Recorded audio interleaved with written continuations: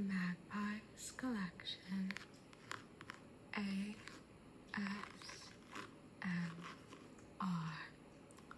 Today, I just have a quick little haul for you all. Some of the things I've collected and added to my magpie hoard over the last couple of months. I have a couple of books here, and I have a few odds and ends.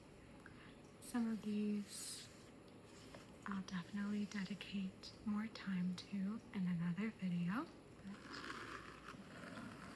just wanted to do a quick, easy little video just to show some of the new goodies I have here. I'll start with the non-books, and then we'll move into these beauties here.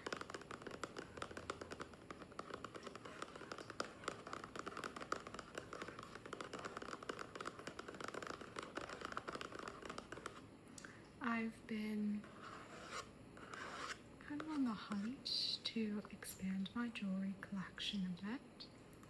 I always tend to pick up the same couple of pieces, so I'm looking for some more unique jewelry to add into my rotation.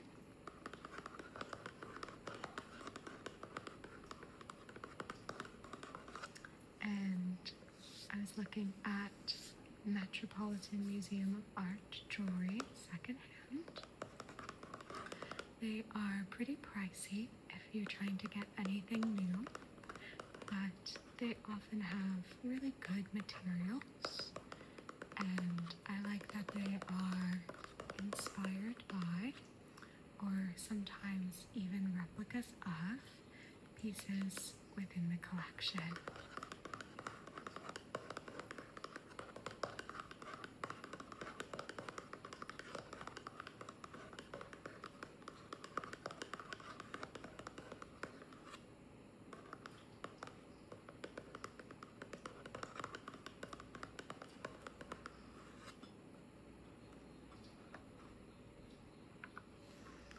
This is the Harvest Goddess Intaglio jewelry, which is classical inspiration and contemporary style, celebrating the eternal allure of the ancient world. This jewelry combines meticulous craftsmanship with modern freshness and elan. In these distinctive handmade pieces, images of Greco-Roman gods and goddesses are showcased in elegantly detailed settings. Each adornment in this collection features exquisite hand-pressed glass intaglios made in a small Bavarian village using original steel molds and techniques unchanged from the 1800s. The intaglios present a beautiful portrait of the ancient Greek goddess of fertility and the harvest, encircled in an elegant frame.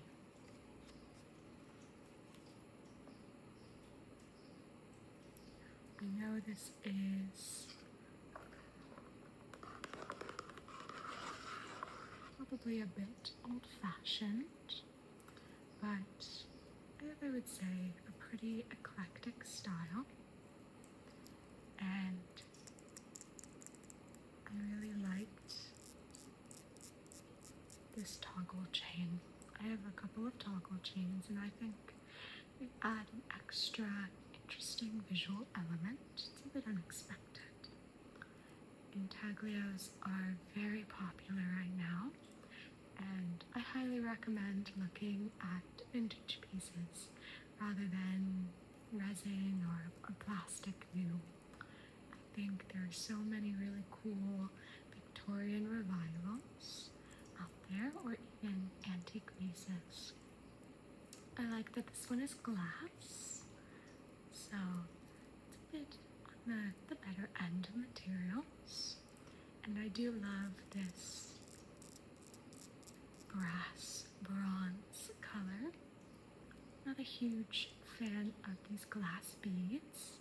I think that makes it a little bit more mature, outdated potentially, but I don't know. I have a very kind of old lady style anyway.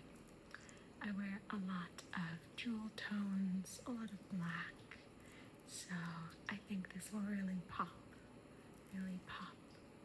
against that.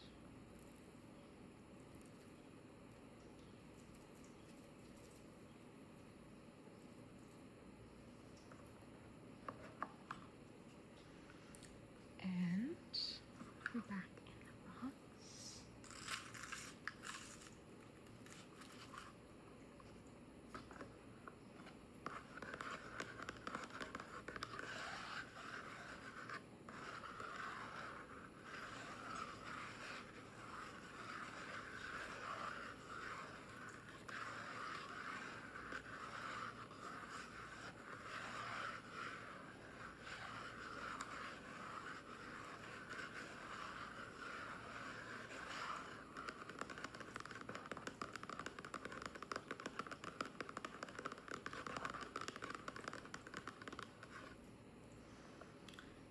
The other jewelry piece I have here might be a bit of a jump scare for some people, so apologies, but this is a taxidermied grouse brooch, also known as a ptarmigan brooch.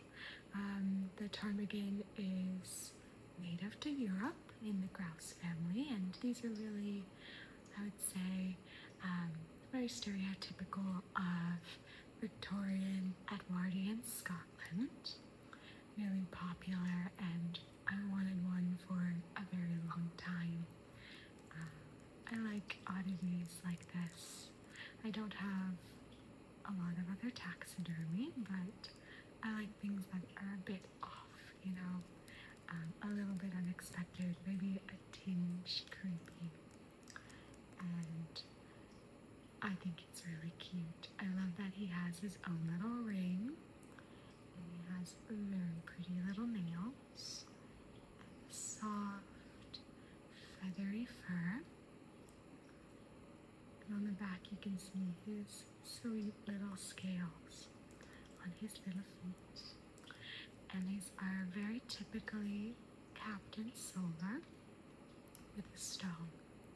This one I would assume is mid-century or so, and this is definitely glass, but again, I really like jewel tones, and I think this one will really pop. I also like this stag's head that cradles the stone here. So, another new piece in my jewelry collection. On to this little guy here. I'm not a huge trivet collector or wrought iron collector. I try to get functional pieces or something like that because they're pretty big and pretty heavy. But I was at an antique mall escaping the heat wave, and they had a whole wall of trivets. And I never seen this design before. I kind of fell in love with it. It feels very cottagecore by way of Grimm's fairy tales, very Hansel and Gretel. These candy canes on the side, and also very like Ghibli, Kiki with these brooms here. So a little bit witchy, a little bit sweet, a little bit cozy cottage. And that's just very my vibe. That's and Dark Academia-esque, you know, whatever the intersection of that is. But I really liked these bright colors. Have this sweet gold on the blooms, and a bright spring green on the foliage, and candy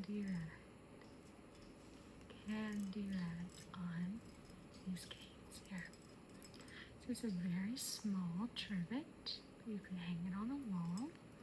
And it does have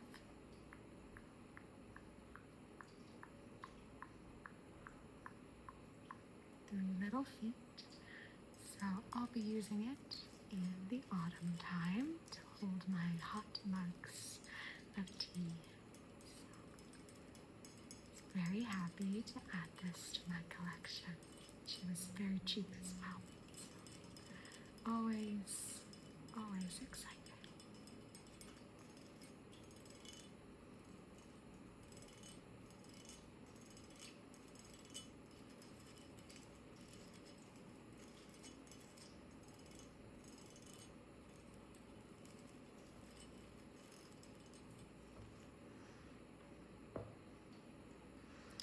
Moving on to our books here. We'll start from youngest back to oldest. So I've always wanted to collect a whole shelf of childhood classics. I have 4 of the 7 Narnia books, and I have a first edition of the Silmarillion. So I'm very slowly, as you can see, adding to my Tolkien collection with the Hobbit, or there and back again.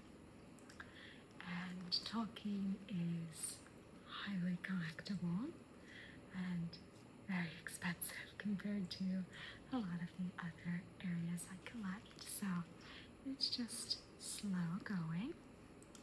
What I look for when I'm trying to pick up a particular book is I do research and find out which editions I'm interested in, and that helps me focus my search. So I do prefer hardcovers, just for longevity's sake, and I'm often not a dust jacket collector. They tend to look really ratty, and they're so delicate and finicky, and it's just not really the completionist in me that needs to have that to deal with. So most of my books do not have dust jackets, but this was the exception.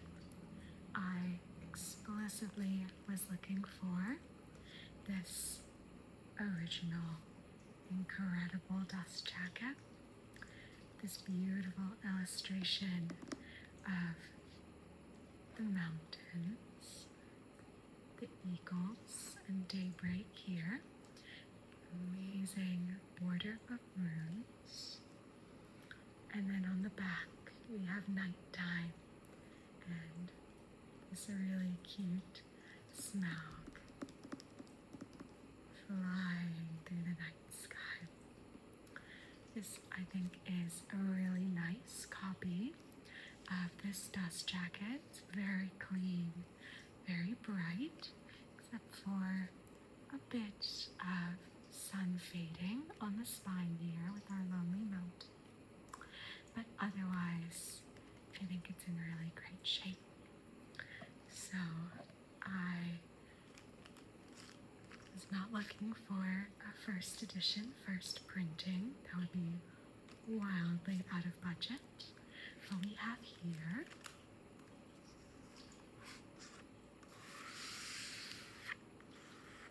a 36th printing. So this book was originally published in 1966, and this edition, I believe, is from 1978. So you can see it had a really good run, even up to that point, to have that many printings by that time. But it's a really lovely, bright copy. Even the naked hardcovers is very sweet spring green. It's very crisp. The pages as well are very nice and white. And this does have the amazing illustrations by Tolkien himself, which was one of my requirements. I love these really scrungly little illustrations from Tolkien. I think the map is one of the most famous pieces here with the amazing runes. We have this cute little Smaug in the corner, a lonely mountain, and here we have the riddle that we have to solve, and all of the major landmarks. We have the woods with the spiders, our elven kings and Mirkwood, following the river to the dwellings of men along Long Lake, all the way up to our lovely mountain. Here of old was the king of the mountain. I probably won't do a separate video on this book. I know this is probably one people have a lot more familiarity with, but I did just want to show off some of these really amazing illustrations from Tolkien in the original edition. You still find modern printings with his illustration work, but I'm so excited to have this beautiful vintage copy. And as you can see, it's really nice and bright. So it has really crisp white pages for being about 50 years old still. And you can't beat those illustrations, right? They're so fun.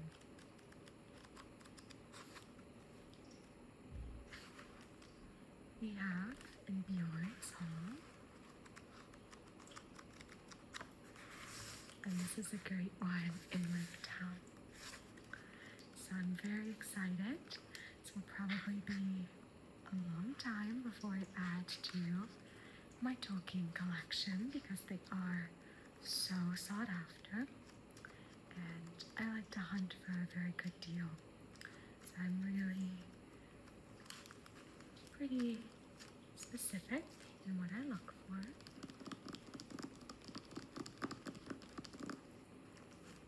I like to go on the search.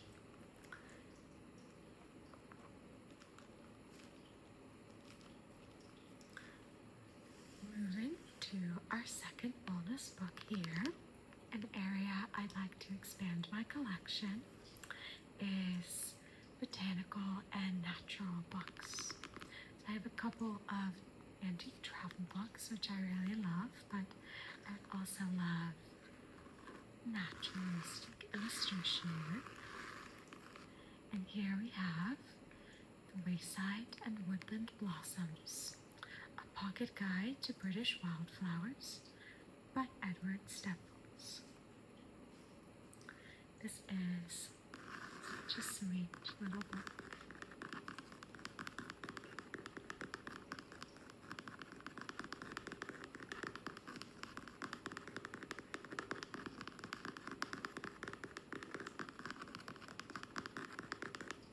I do really love the cover on this. This rich red leather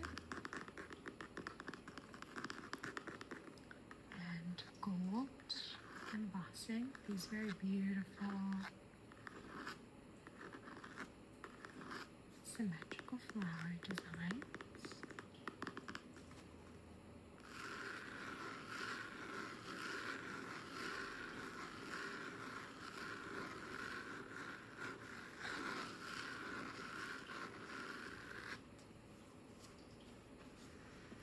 And inside we can see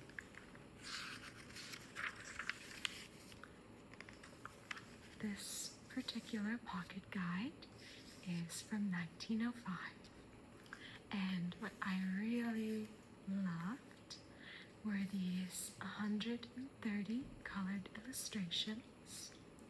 And I think They have so much charm. They're so folksy, really simple and sweet, but there are just so many really wonderful little illustrations. Speedwell, bristly ox tongue, the lesser daughter, tansy, primrose, arrowhead, black briny, centauri, purple hellebore, forget-me-nots. And I think this is such a fun book. Not only does it include the Latin names, Myosoptus palustris, it talks about some history or the human interest for each of these plants, as well as some of the science of where and how they grow. And there are just so many of these sweet, sweet little illustrations. This one's great, the deadly nightshade. It's like a little fairy book of potion ingredients, isn't it? Vernal grass, wild hop, polypody fern, marjoram, the skull cap. It's like a little fairy's potion ingredients. So I'm having a lot of fun. Red nettle. Just looking through. This is the one on the cover, the snake's head. Just piecing through and learning about all of these sweet little flowers. I made you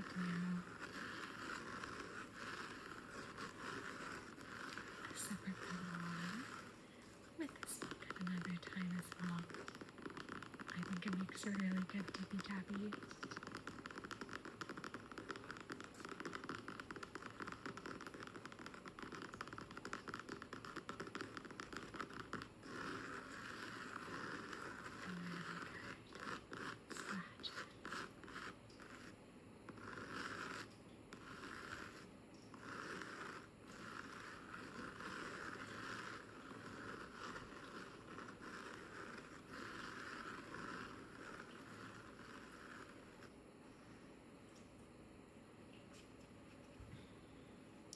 So moving back in time now, if you've seen other videos on my channel, you'll know that I really enjoy medieval and Renaissance literature, folk tales, ballads. So I was really excited to find this illustrated copy of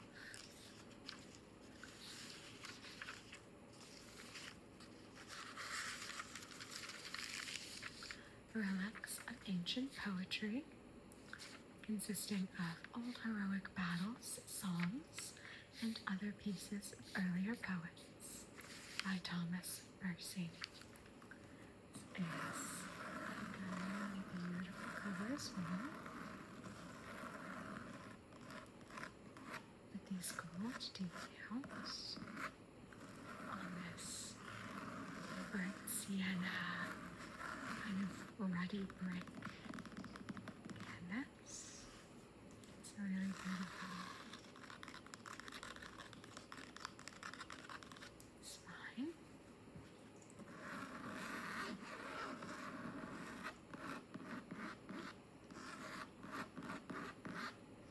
And it is fully covered in gold on the edges of the pages. I think is such a pretty touch. Now, I don't think there is a date in this book, but there is a signature from 1878. So it was at least that old. you can see it is chock full of ballads and poems. So the one that really stuck out to me first, of course, is the Ballad of Chevy Chase, which I have heard before.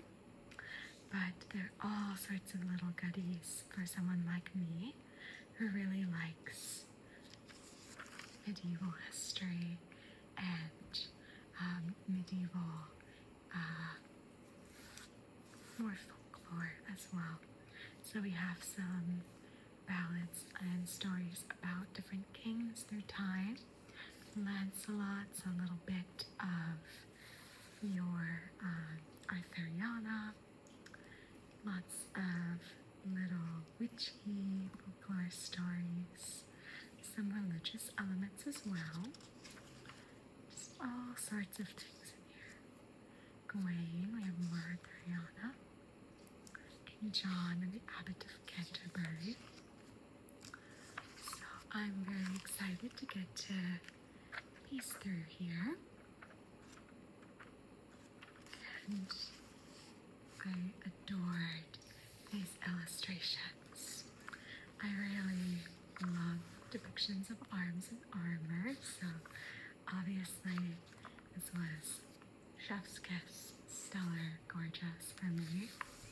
We have, of course, from Chevy Chase, look at these amazing suits of armor.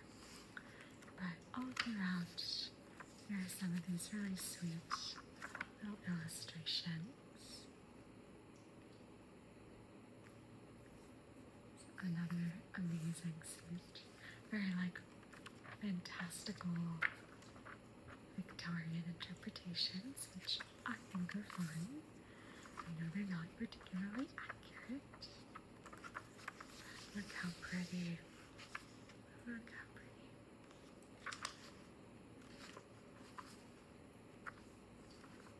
I probably won't do a big showcase of this one. I think it's a bit more esoteric, but I just wanted to at least show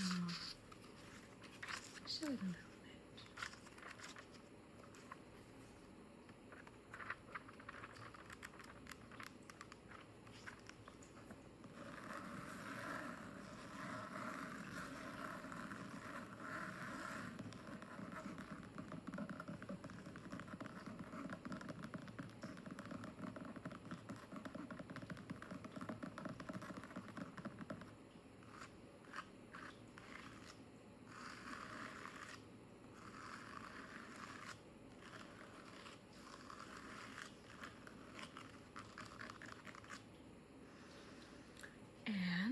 Last but not least, this one is very delicate, so I'll rearrange a bit just so you can still see it, but we still have some support. Okay. Maybe too tall, actually. I'm doing more rearranging. This one, I think, is a homebound book. So she is rather delicate. There we are. And now, this will be better. We have everybody lined up to provide a little support. This is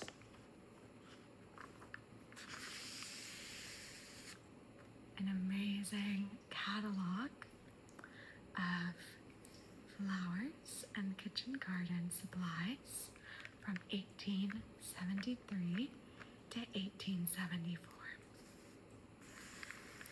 And I just fell in love with the amazing typefaces and detailed flower designs. There's so much to dig into here. I love antique advertising, and I just think this is so fascinating. So I will definitely have a dedicated video on this one. I think even the different paper colors are so cool. But you can see if you are going to be ordering flowers or vegetables or kitchen garden implements. This would be your one-stop shop in the 1870s. And it has everything from tips for gardeners to little competitions to these big illustrations of all of their different products. These are different potato varieties.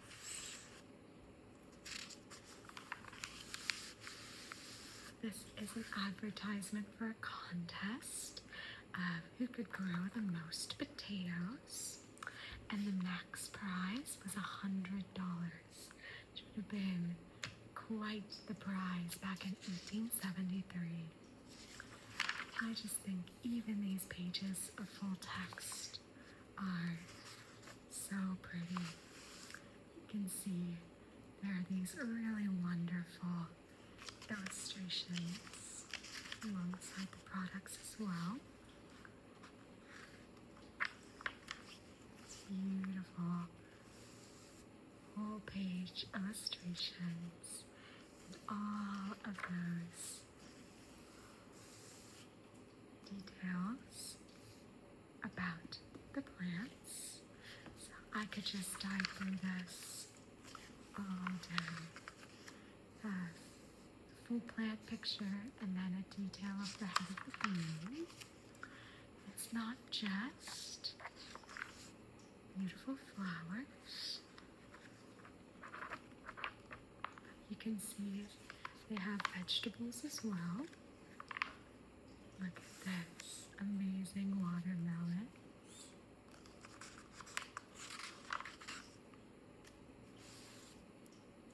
Muskrats. The cutest image of onions I've ever seen.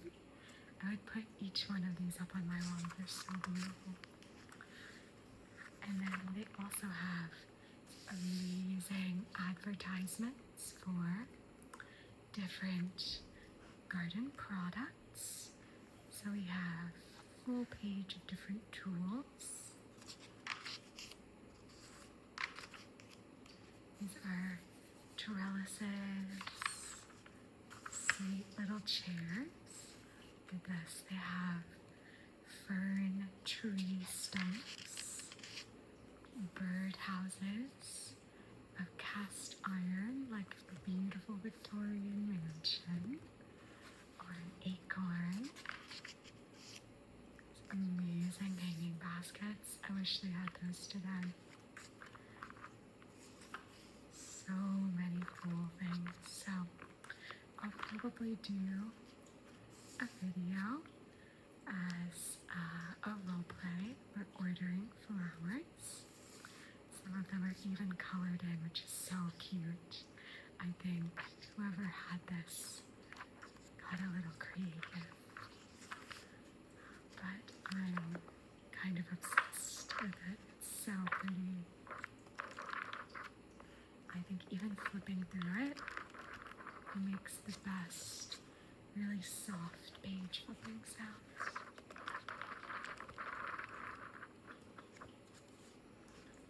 So, you'll probably see this again. And I'm so excited to have this in my collection. Just a little treasure trove to me of so many cool details.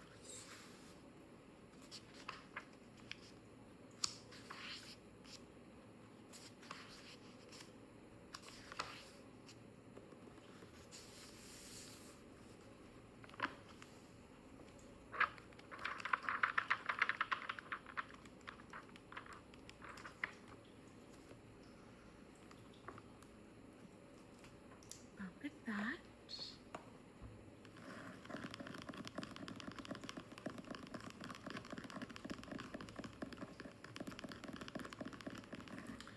thank you for stopping by to learn a little bit more about what the magpie has added to her collection.